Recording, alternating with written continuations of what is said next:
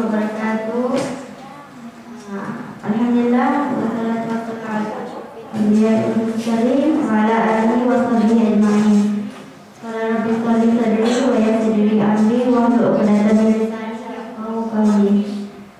Dan saya bisa ucap terima kasih kepada guru dan kawan-kawan semua. Dan tajuk saya di hari ini yaitu kemahiran hidup.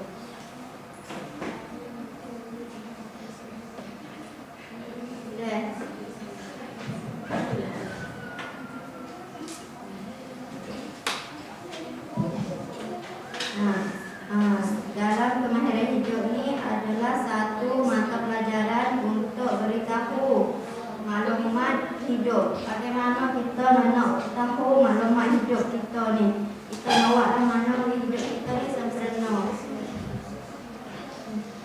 Dan kemahiran hidup ni juga hajar cara-cara hidup kita sehari-hari. Kita duduklah mana kita kata sempurna, kita cara diri kita lah mana dalam hidup kita. Supaya mana ni kita sudah dalam hidup kita ni kena mana kena buat bersehat dan bagi tu cara masuk lah mana kita kata jaga masa lah kat mana kita kerja lah mana hidup lah anak kita makan bila. Sebab kita kena tahu dalam diri sendiri kita ni. Dan kalau apabila ada kemahiran dalam diri ni, gerti dalam diri ni, faham dalam diri, mana kata kita ni ada orang yang sempurna. Dalam kemahiran juga meliputi dalam cara hidup, masa, mengurus diri dan mengurus masa, dan juga hubungan dengan orang lain lagi. Dan cara belajar juga yang wajib kita belajar, wajib kita untuk belajar bagi kehidupan kita. Belajarlah mana kita nak hidup baik, hidup dalam pelajaran semua kita nak buat mana. Seperti itu juga kita maklumat kita ni. Bukan kata belajar ni dalam kelas saja, iaitu maklumat kita duduk dalam pergaulan dengan orang ni. Mana kata maklumat juga. Kita tahu satu perkara, maka jadi maklumat kita tahu dan kita guna dalam hidup kita tu. Dan juga dalam kemahiran hidup ni ada meliputi iaitu mengurus diri, mengurus masa dan juga hubungan dengan orang ramai. Lah mana kita nak hubungi dengan orang, satu belajar. Terusnya dengan mengurus diri. Bismillahirrahmanirrahim. Itu bagian yang pertama ni iaitu mengurus diri. Mengurus diri adalah penting bagi setiap orang. Jika kita mahu jadi orang berjaya, kita mesti kena uruskan diri. Jikalau kita tidak uruskan diri, kita akan tidak berjaya dalam pekerjaan dan kehidupan kita. Dan cara mengurus diri terbagi kepada 5 cara. Yaitu yang pertama, pengurusan kebersihan tubuh badan. Kebersihan tubuh badan ini adalah rutin harian yang perlu dilakukan. Kita perlu mandi sekurangnya 2 kali sehari. Dan kita sudah tahu kadang kata cara mandi dan itu bersihkan tubuh anggota kita tu bagaimana. Amalan ini kita akan menjauhkan daripada penyakit kulit dan badan berbau. Yang kedua, pengurusan kebersihan pakaian. Negeri kita udara ya tika laku dengan negeri luar. Negeri kita ni jika panas sesungguhnya. Kalau apabila udara panas, nak buat itu badan kita ni cepat berpeluh. Itulah sebab pakaian kita tu akan kotor. Dan kita mesti membersihkan pakaian kita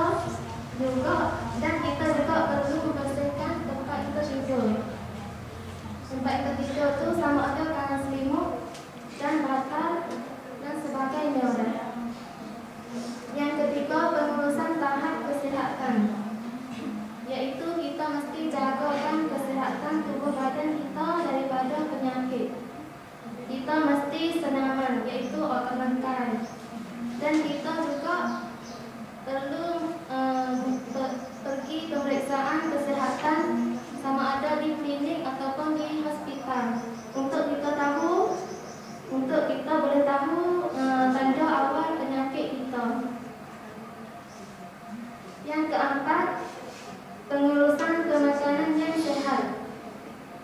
Makanan itu memberi segala zat yang diperlukan oleh tubuh kita.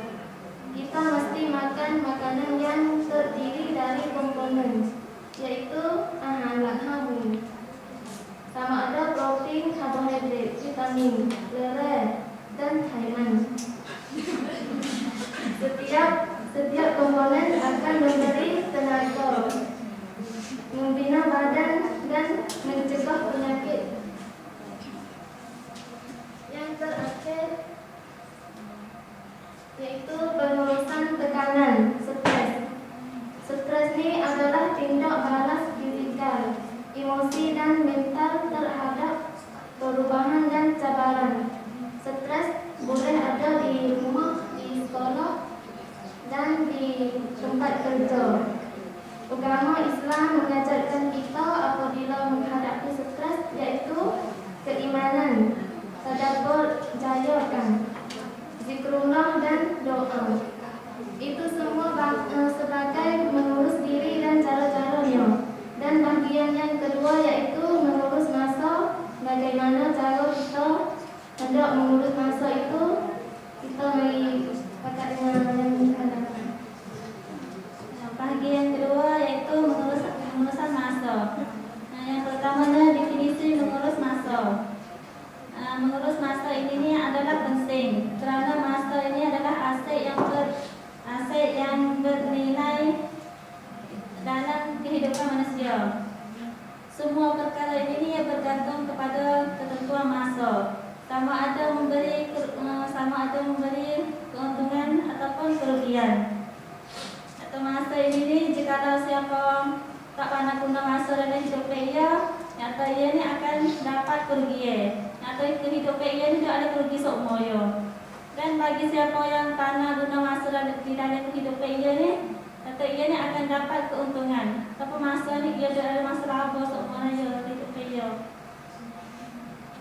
Orang Islam yang baik ni adalah orang yang sentiasa tahu menghargai masa untuk kepentingan orang ramai dan kepentingan agama Islam.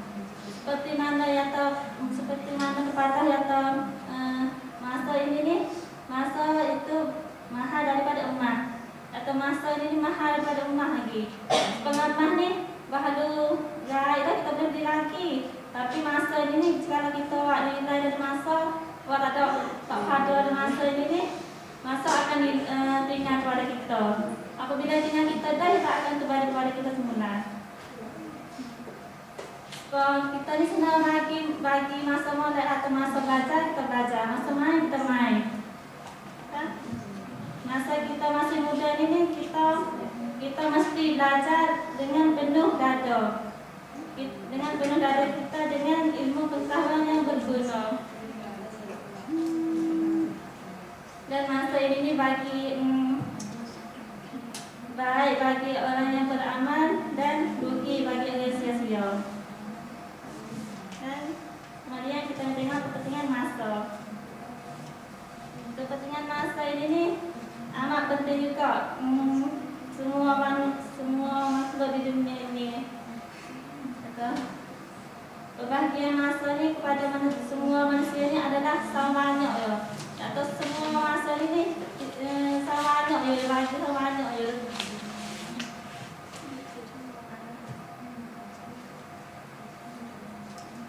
Setiap orangnya akan menerima masa yang sama dalam sehari yaitu 24 jam. Atau kita ni tak ada atau hoto ni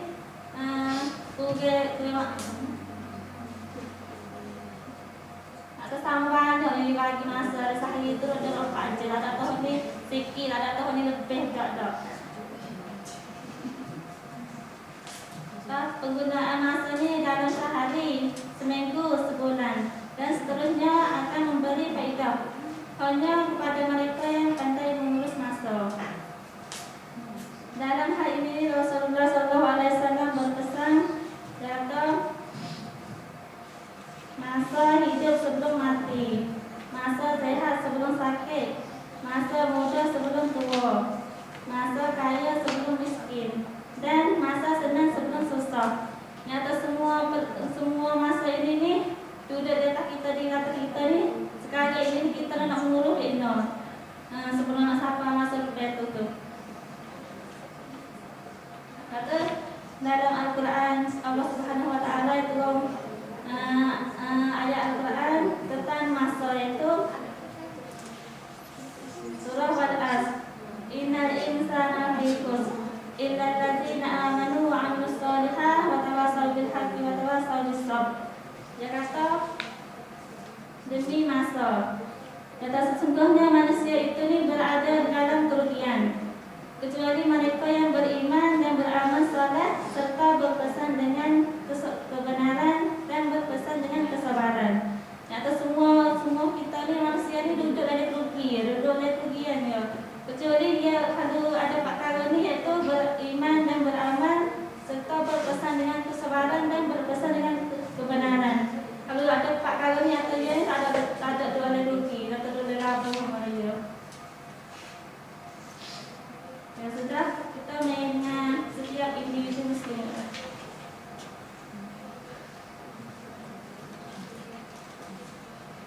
Setiap individu muslim hendaklah buat ada semua ni. Pertama, beribadat kepada Allah. Makna beribadat kepada Allah seperti sembahyang, puasa, zakat, haji dan segala lagi dia. Sembahyang ni kita ni kena ada masa yo. Masa sembahyang ni. Kita kena itu bela tu. Waktu mana kita kena sembahyang. Jangan duduk lalai dengan masa ni.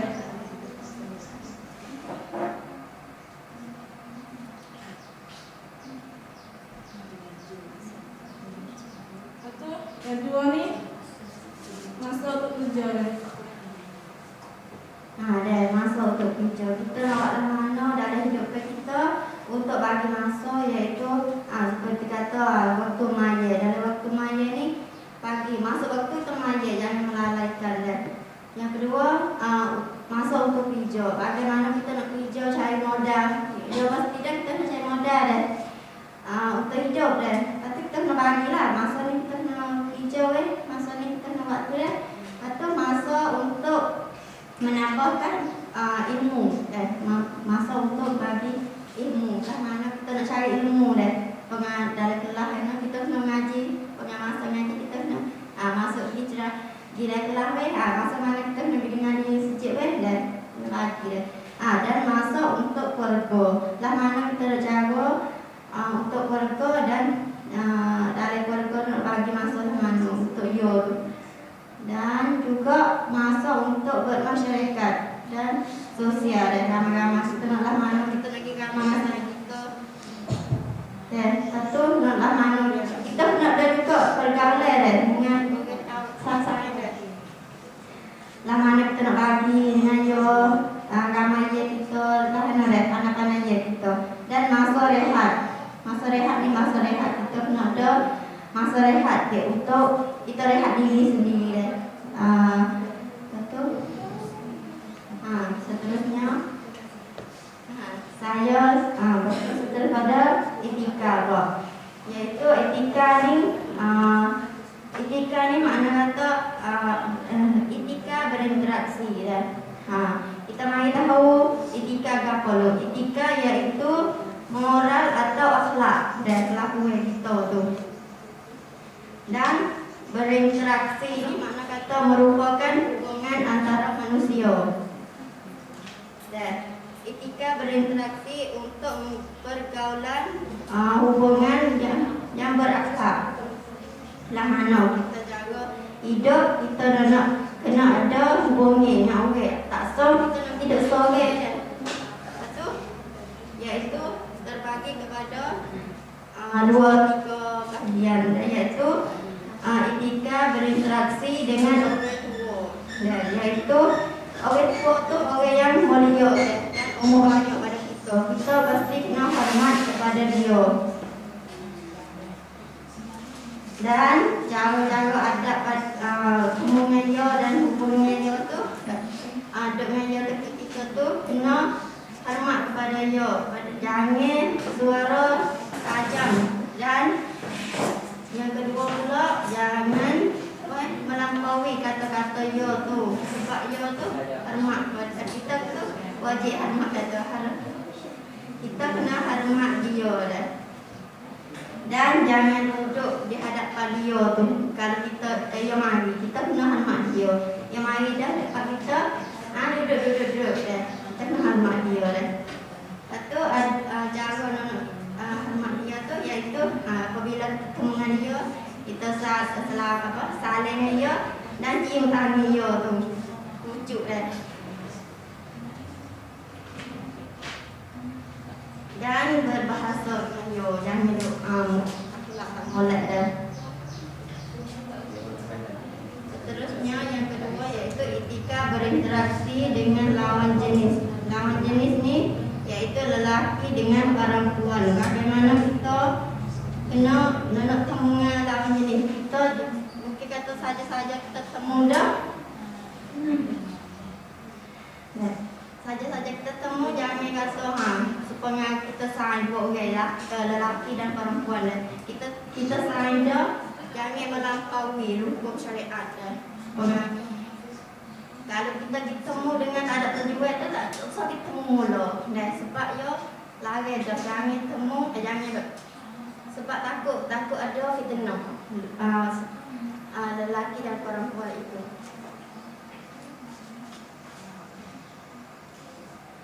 Dan ada-adanya temu tu iaitu satu menundukkan pandangan, duduk dengan pandai-pandai, jangan melampaui. Lelaki ni duduklah mana untuk suri, jaga timbulkan fitnah dah. Lepas duduk tu jangan melampaui dah. Fitnah tu juga jangan melampaui hukum syariat. Dua, menutup aurat. Mana kita mudah dan ria dah. Misalnya kita ada kerja, kita nak bertemu dia, jangan melampaui. Supaya jangan kena tutup aurat dengan ketika temu tu. Jangan kata pakai fit eno dah, kita pakai itu wanita Islam ni kena tutup aurat. Seperti mana kisah yang saya telah dengar dah, iaitu ada satu isteri dan suami dah, satu keluarga dah. Tiba-tiba dia kata itu dia ada suami pergi kepada masjid dah. Tiba-tiba dia pergi sejid sikit, lepas tu pergi solat, sudah solat kelik kepada rumah. Isteri tanya pula, adalah mana mungkin kepada di jalan-jalan tu, adakah apa mu tengok di jalan-jalan tu, adakah Tina jangok itu? Tapi dia kata lelaki tu, suami yang tak jawab, kata tak ada. Saya jalan ni sedangkan saya nampak anak jari kaki saya saja, tak ada tengok di lain. Dan tunduk nak kata aurat dia ni sebenarnya borok lah dah. Dia tu borok, tak tengok orang lain dah.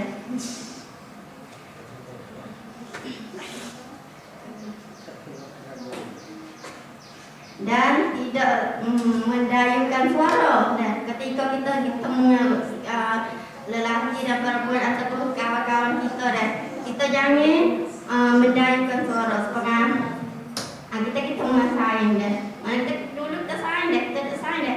Tiba-tiba kita berdaya bel lah mana dah. Jangan dia kata lajak kek dah. Jangan dia kata suara ni menarikkan lelaki itu tu. Jangan menarik lah, jangan menarik kita. Jadi pengikut lain pula. Ketika itu yang disayang dah. Ketika yang kelak tu, rasa lain tak lain.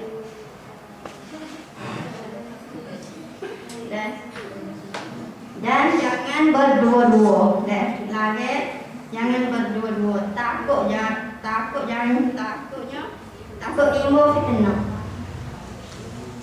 Dan hadis tak ada lagi kata jangan bertemu lelaki dan perempuan, tapi jangan melampaui hukum.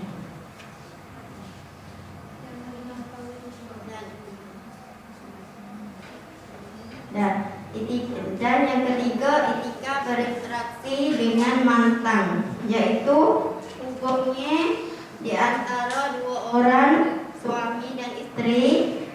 Lepas tu ketika itu dia sudah cerai, sudah becek. Lepas tu ketika itu tu jadi mantan. Sebenarnya jeradah yang dibekah dulu adik lah dan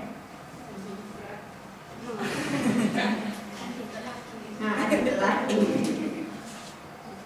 Lah mana kita nak hubungan dia tu, kita ketika itu tu kita jangan melampaui lah. Sebenarnya kita kena hubung. Sebenarnya kita ada anak dengan dia dan tiba-tiba kita kena ada hubungi lagi. Kena pergi lagi, kena pergi rumah dia, kena pergi mana kau kena ada kecek peh dulu, sebenarnya janji ada apa lagi tak. Itu satu iaitu ada ketika itu tu iaitu kita mudah jangan ada berasa yang dulu. Supaya kita ketemu dengan dia tiba-tiba jangan, supaya kita ketemu jangan kata ada berasa kita ingat kita ni ada teman dah. Ingat ada teman. Dulu kita ada suami isteri, lah ni kita ada teman.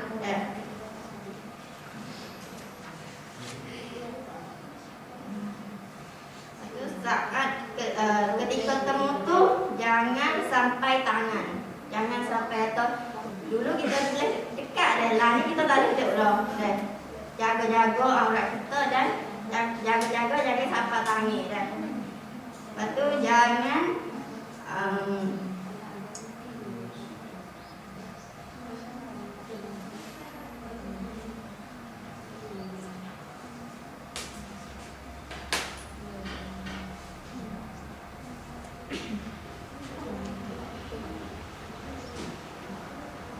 yang keempat, etika dan berinteraksi dengan lingkungan pendidik yaitu lingkungan pendidik yaitu dalam kelas dan ketika kita dalam kelas dan lah mana guru nak beri pendapat kepada murid dan murid ini nak mana nak terima dan kita yang sebagai anak murid kita kena hormat kepada dia.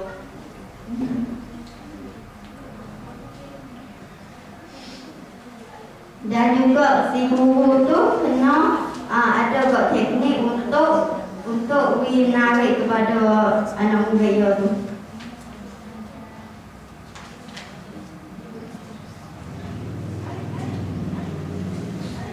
Dan yang akhir yaitu etika berinteraksi dalam sosial dan yaitu hubungnya di antara itu internet. Sebab kita nak mana kita nak hubung dengan orang ramai dengan guna internet dan sebab lain yang maju dengan Facebook atau Twitter, Line. Satu kita ni ada dalam kita hubungnya dalam Facebook ni kita jangan kata melampaui dalam terkeset dan maya sebab kita nak hubungan dengan dia orang jauh dah atau orang dekat-dekat dia. Kita tahu lain kartu free dan kartu mahal. Satu kita kena guna Facebook yang maju sikit lah ni.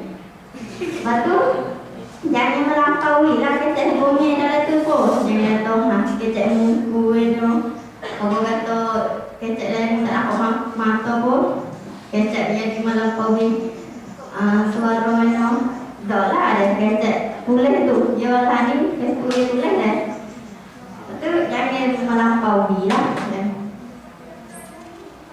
Jangan kata nak atau apa ni hubungnya dengan Facebook ni ada letak dengan tulis ataupun dengan post gambar dia.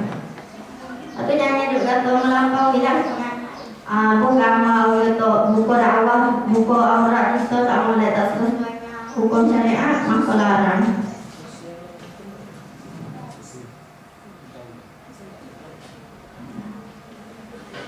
Seterusnya kepada raja sebaliknya.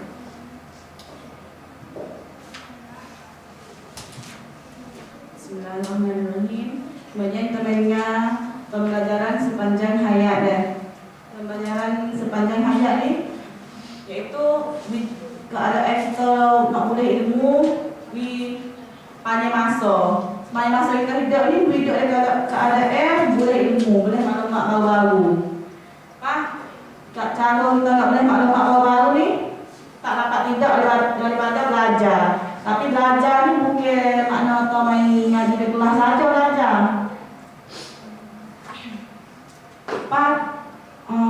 Maklumat baru ni penting bagi kita. Sebab kita ni maju hari pada hari dah maklumat lain berlaku. Seperti berita kat berita dah ada wayak hak pula dah. Ini berita lain. Esok ni berita lain pula. Itu kita pasti nak tahu sebab kita hidup kita nak pada kemajuan. Belajar ni pasti kita belajar ada roh ibu kita. Ibu nak ajar kita. Hingga apa kita mati masuk le mobilia pun kita baca terkini nak ajar kita lagi. Ya lah. Atau pembelajaran sepanjang hayat ni terbahagi ada empat. Satu ni mengenal diri. Mengenal diri sendiri dah. Kesedaran diri. Iaitu mengenal diri ni buat sesuai dengan tuntutan dan ketetapan agama, iaitu kita sebagai orang Muslim dah tuntutan hidup apa? Maya, ngaji, puasa, zakat tu untuk lakukan tu. Kita boleh nak buat tu sesuai dengan hak tetapkan agama tetap lagi kita kena tinggal. Sungguh kita kena buat. Bahawa kita kenal kita ni sebagai orang Muslim. Bahawa kita kenal orang Muslim, kita kenal kita diri orang Muslim, bahawa ada kita ni kenal pada Tuhan. Kenal Tuhan kita, kenal besar Tuhan, kenal hikmat atau puasa sebab apa. Jadi kata dia semoga hadis ni atau man arafa nafsahu faqad arafa rabbahu. Dia kenal diri maka dia kenal Tuhan dia.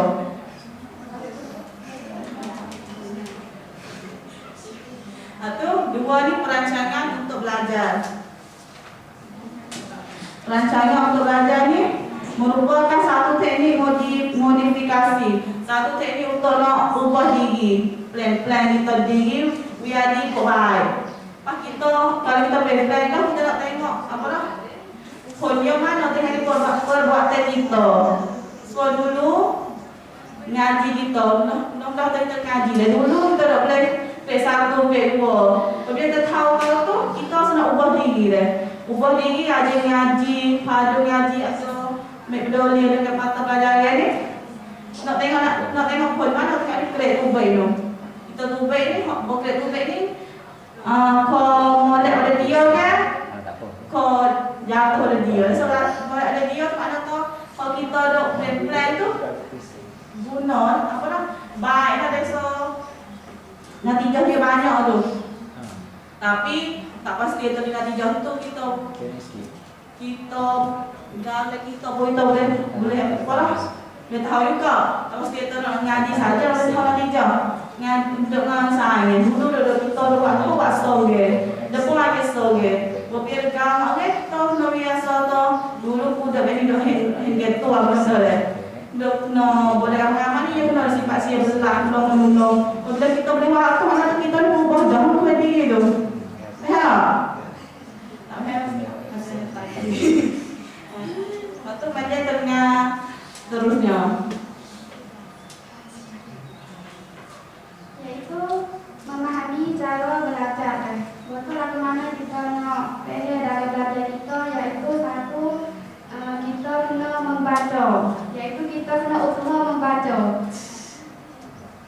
Yang kedua ni mengertinya, apabila kita membaca kita kena tahu atau kita baca saat ini kita baca apa, kita mengerti atau kita baca saat itu. Yang ketiga mencatat beberapa hal penting. Apabila kita baca saat ini, betul kita ngerti. Betul dari kita baca saat ini ada hal-hal penting tu kita kena catat deh. Highlight. Yang keempat menghafalkan kalimah kunci, yaitu kena ngapa kalimah hok pelik-pelik tu. Kita kata kalimah modifikasi, yaitu perubahan. Kata kalimah hok pelik-pelik tu kita kena becek dari buku mula sebab kita nak pendek makna mula.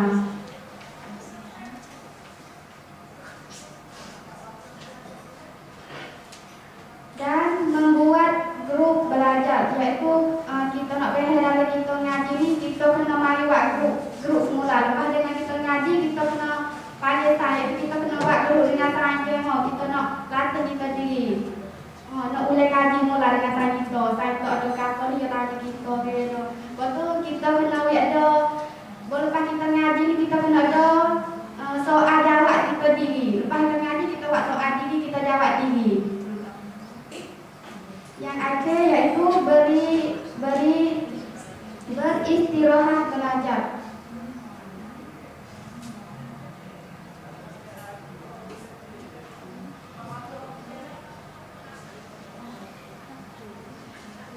Yaitu apabila kita belajar lepas tu kita baca, kita soal jawab dah, kita kena beristirahat, iaitu kita kena berhenti dulu lebih kurang 30 minit kena tak boleh lama. Kalau kita baca semua ni otak kita ni ada penat juga kan. Kita kena ni ada nak rusak kita lah. Kita berhenti makan dulu kena dekat kita berhenti makan. Kata kita ni kena berhenti, kita baca juga mungkin lah kita kena berehat juga. Dan yang akhirnya iaitu penilaian pembelajaran.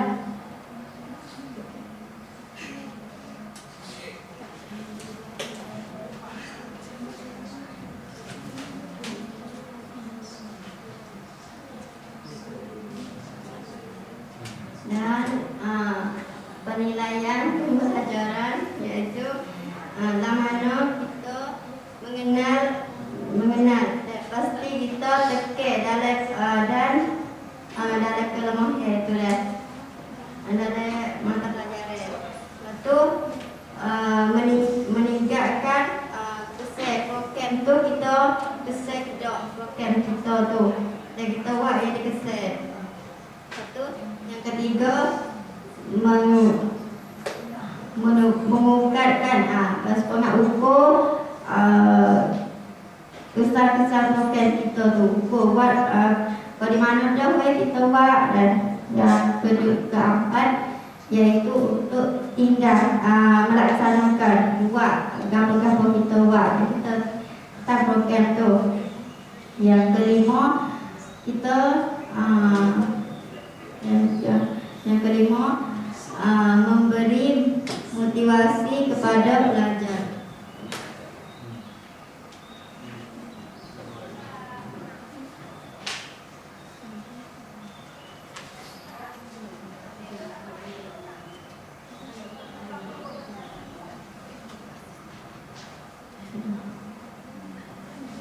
Dan saya ada sahabat ada